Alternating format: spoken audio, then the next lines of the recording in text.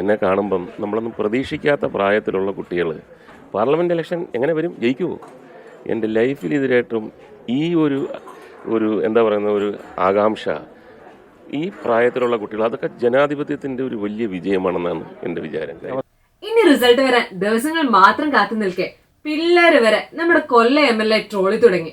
പിന്നെ കുട്ടികളോടുള്ള MLAയുടെ വാത്സല്യപൂർണമായ സമീപനം അതങ്ങ് ഭയങ്കര പ്രസിദ്ധമാണല്ലോ. അല്ല, 10,000 പേരുടെ വോട്ട് കുറവാണെന്നാണല്ലോ കേട്ടത്. അത് താങ്കളുടെ വിജയത്തെ ബാധിക്കുമോ?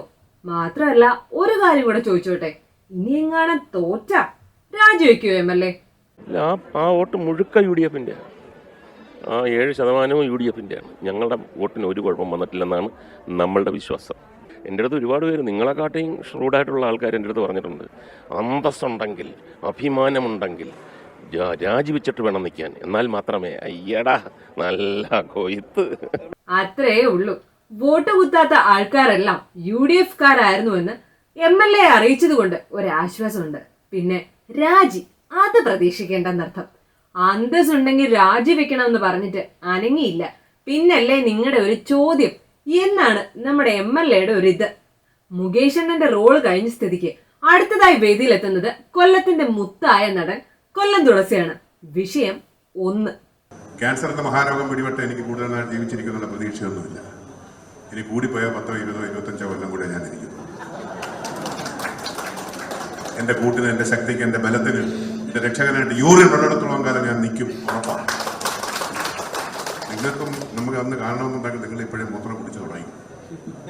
ജീവൻ വേണമെങ്കിൽ മൂത്രം കുടിച്ചോ, ഒരു ചിലവില്ലെന്ന് കൊല്ലം തുളസി. എന്റെ പൊന്നെണ്ണ, ഇത് നിർത്താറായില്ലേ? വർഷം കുറെ ആയല്ലോ മൂത്രം കുടിക്കൂ എന്ന് പറയാൻ തുടങ്ങിയിട്ട്. എന്നിട്ട് ആരെങ്കിലും കുടിച്ചോ? ഞാൻ ഒന്ന് സന്തോഷിച്ചതാണ്. കാര്യം ശ്രീനിവാസൻ ഇവിടെ വരുന്നത് ഞാൻ ആഗ്രഹിച്ചു. ഞാൻ അദ്ദേഹത്തോട് സംസാരിച്ചു പറഞ്ഞ്, ആശാനെ ഞാൻ വരും. എന്റെ മനസ്സുകൊണ്ട് സന്തോഷിച്ച കാര്യം എന്റെ റോളൊന്ന് മാറുമല്ലോ. കൊല്ലം തുളസി പറയുന്നതിനേക്കാൾ ഭേദം ശ്രീനിവാസൻ പറയുന്നതായിരിക്കും. ഈ മോഹൻലാൽ എന്ന് തുറന്ന് പറഞ്ഞാൽ മതിയായിരുന്നു. ഇവർക്ക് എന്തോ ചമ്മല. ഞാൻ ഒരുപാട് നായികമാരുണ്ടല്ലോ, അവരെ കാണും വല്ല വിചാരിച്ചായിരിക്കാം.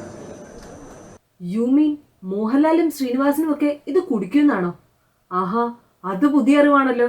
കൊല്ലം തുളസിയുടെ ലിസ്റ്റ് തീരുന്നില്ല കേട്ടോ.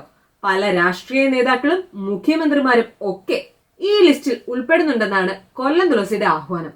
അല്ല, ഇതൊക്കെ ഇയാൾ എവിടെ നിന്ന് ഈ പ്രസംഗിക്കുന്നത് എന്നല്ലേ നിങ്ങളുടെ ഒരു സംശയം? യൂറിൻ തെറാപ്പിയുടെ സംസ്ഥാന മീറ്റിംഗിലാണ് പുള്ളി ഇതൊക്കെ വെളിപ്പെടുത്തുന്നത്. അപ്പോ കൊല്ലം തുളസി മാത്രമല്ല മൂത്രം കുടിക്കുന്നതെന്ന് അർത്ഥം. കുടിക്കുന്ന കാര്യം പറഞ്ഞപ്പോഴാ നഗരം നഗരം മഹാസാഗരം എന്ന P. ഭാസ്കരൻ മാഷിന്റെ പാട്ടിനെ അന്വർത്ഥമാക്കുന്ന കാഴ്ചകളാണ് ഇപ്പം നമ്മുടെ ചുറ്റും കാണാൻ സാധിക്കുന്നത്.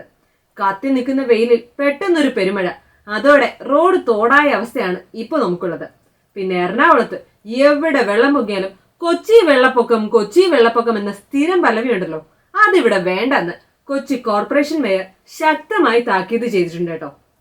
മഴ ശക്തമായ ആദ്യത്തെ ദിവസം തൃക്കാക്കര കൈപ്പട മുകളിൽ ഒരു കാർ മറിഞ്ഞതായി മാധ്യമങ്ങൾ റിപ്പോർട്ട് ചെയ്തിരുന്നു.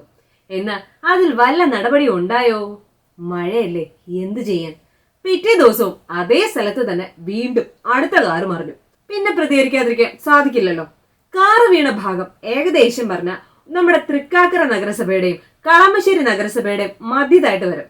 അതോടെ അവിടുത്തെ സുരക്ഷ തൃക്കാക്കര നഗരസഭയുടേതാണെന്ന് കളമശ്ശേരി നഗരസഭയും, കളമശ്ശേരി നഗരസഭയുടേതാണെന്ന് തൃക്കാക്കര നഗരസഭയും പറഞ്ഞ് രണ്ടുപേരും കൈയൊഴിഞ്ഞു. വോട്ട് ചോദിക്കാൻ എത്തുമ്പോൾ മാത്രമല്ലേ ഇവർക്കൊക്കെ കറക്റ്റായി ഏരിയ അറിയത്തോളെന്ന് ജനങ്ങളുടെ ഒരിത്. പറഞ്ഞിട്ട് കാര്യമില്ല, എവിടെ വെള്ളം ഉണ്ടെങ്കിലും ഈ കപ്പൽ മുങ്ങില്ലല്ലോ. അതുകൊണ്ടായിരിക്കും ഒരു പക്ഷെ 4 വശവും വെള്ളം മുങ്ങിയപ്പോ വെള്ളം പൊങ്ങാത്ത സ്ഥലം നോക്കി നമ്മുടെ തിരുവനന്തപുരം മേയർ വിസിറ്റ് നടത്തിയത്. ഇനി ഞാൻ വെറുതെ ഇരിക്കുവാണെന്ന് ആരും പറയില്ലല്ലോ എന്നാണ് മേയറുടെ ചിന്ത.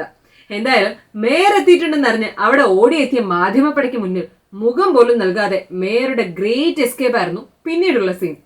ഹമ്പമ്പോ, എന്തൊക്കെ കാണണമല്ലേ.